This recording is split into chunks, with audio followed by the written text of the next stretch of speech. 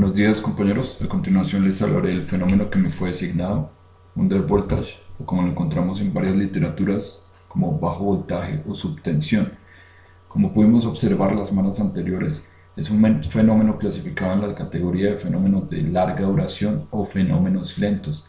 La IEEE 1159 lo define como una disminución en el voltaje RMS menor a 0.9 por unidad con una duración mayor a un minuto. Los valores típicos oscilan entre 0.8 a 0.9 por unidad.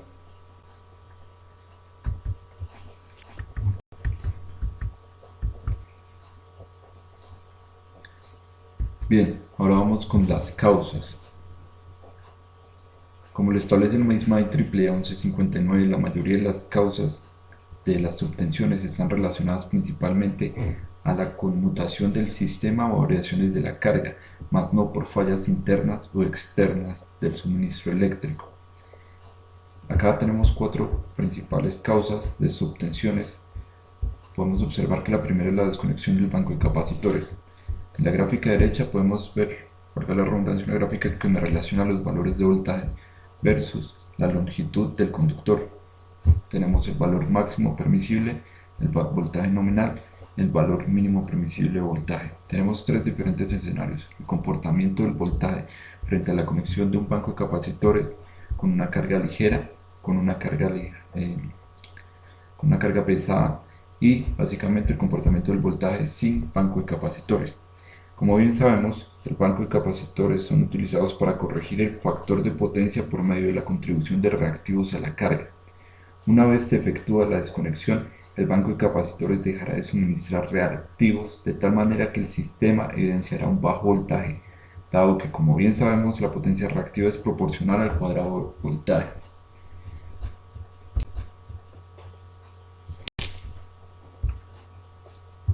Como segunda causa tenemos las impedancias del conductor y el equipo. Como podemos observar, entre mayor longitud, mayor decrecimiento de voltaje tendremos, pero esto ¿por qué se da? Resulta que la cantidad de corriente de carga que causa un bajo voltaje está influenciada por la impedancia de línea e impedancias de la fuente. Estas altas impedancias pueden resultar de la instalación de reguladores y dispositivos de acondicionamiento de energía entre la red y las cargas. Resulta, y acá aparece un término importante, que es la corriente de carga. La corriente de carga está relacionada principalmente a la impedancia de línea, esto en baja tensión.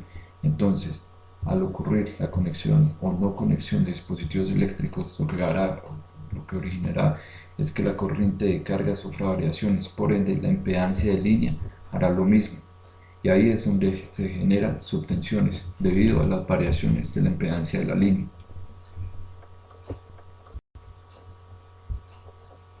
Como tercera causa tendremos la conmutación de carga.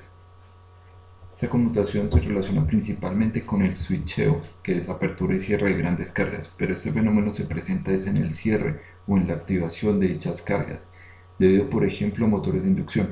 Nosotros sabemos que dichos motores tienen una corriente de arranque elevada, que no es más que una variación de la carga. Significa que la carga debe mandar mayor corriente, por ende se percibirá una disminución del valor RMS en toda la instalación. Por último, tendremos la sobrecarga en los circuitos de distribución eléctrica. Esta sobrecarga es simplemente cuando el sistema está saturado, es decir, cuando la suma de las potencias de los aparatos que están conectados al circuito eléctrico es superior a la potencia a la cual fue diseñado. Esto en pocas palabras quiere decir que una de las causas de la presencia de subtensiones se origina debido a un mal dimensionamiento eléctrico. Esto ocurre en zonas de altas temperaturas, dado que en temporada de calor el uso intensivo de aires acondicionados sobrecargan las líneas eléctricas. A continuación tenemos los efectos. Podemos describir primero el funcionamiento inadecuado en los equipos eléctricos y electrónicos. Lo podemos relacionar fácilmente con la curva SIEMA. Nosotros sabemos que en estado estacionario hay una tolerancia de más o menos el 10% del voltaje nominal, pero cuando se presenta una reducción superior al 80% del voltaje nominal con una duración superior a 10 segundos, o bien una reducción que se encuentra o oscila entre el 70% con una duración superior a 0.5 segundos, lo que va a ocurrir es que el dispositivo puede entrar en una zona denominada dropout o pérdida parcial del equipo, del comportamiento del equipo, o un dropout de voltaje, que es la pérdida completa de operación de dicho equipo. El segundo efecto está relacionado con la pérdida de operación de dispositivos de control de motores, llámense variadores de frecuencia, variadores de velocidad y demás. Cuando se presenta un bajo voltaje puede ocurrir que la velocidad del motor disminuya. No sé si recuerdan, cuando vimos accionamiento eléctrico, nos hablaban de la ley de control, que establece que cuando hay una disminución de la velocidad, el voltaje aplicado debe disminuir linealmente con la disminución de la frecuencia. Entonces, si el controlador por efecto de esta subtensión no trabaja adecuadamente, se presenta una saturación en el núcleo del motor de inducción, lo cual generaría corrientes de magnetización excesivas en la máquina.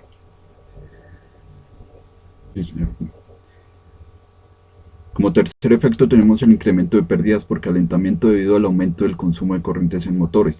Aquí hago alusión a un artículo denominado como reducción de la potencia de una máquina de inducción bajo desequilibrio de voltaje combinado con sobre o subtensiones. El autor lo considera el peor de los casos, que ¿qué es? Es un desbalance de voltaje sumado ya sea una sobretensión o una subtensión. Entonces lo que se hace es que se toman dos motores de inducción de baja potencia, uno expuesto a sobretensión y otro a subtensión, según lo especifica la norma IEC 634-1. Una máquina debe ser capaz de trabajar continuamente con su par de carga nominal para más o menos el 5% de desviación de voltaje.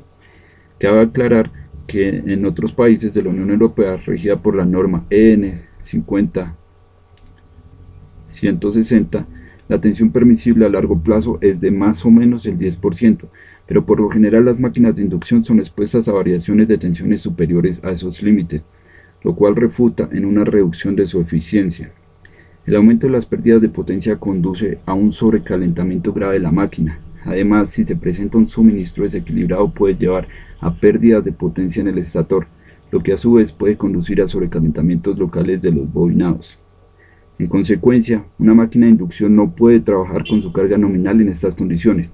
Para evitar el sobrecalentamiento, la máquina requiere una reducción de potencia, es decir, reducir la potencia de carga por debajo del valor nominal. En el caso de desequilibrio de voltaje se realiza un método denominado como corriente constante o CC. Lo que hace referencia es que determina la carga permitida de tal manera que las corrientes en cualquier fase no excedan su valor nominal. El segundo método de reducción, que es más preciso, es determinar la carga en tal forma que el aumento de temperatura de los devanados puede mantener su valor correspondiente a las condiciones nominales de trabajo. Ese segundo método es definido o denominado método de temperatura constante o CT. Y bien, por último, el cuarto caso es una disminución en los niveles de iluminación de las lámparas. Esto puede ocurrir básicamente porque se pide mayor demanda de corriente al sistema. Entonces lo que se va a evidenciar es que cuando ocurre un bajo voltaje, el nivel de iluminación de las lámparas bajará.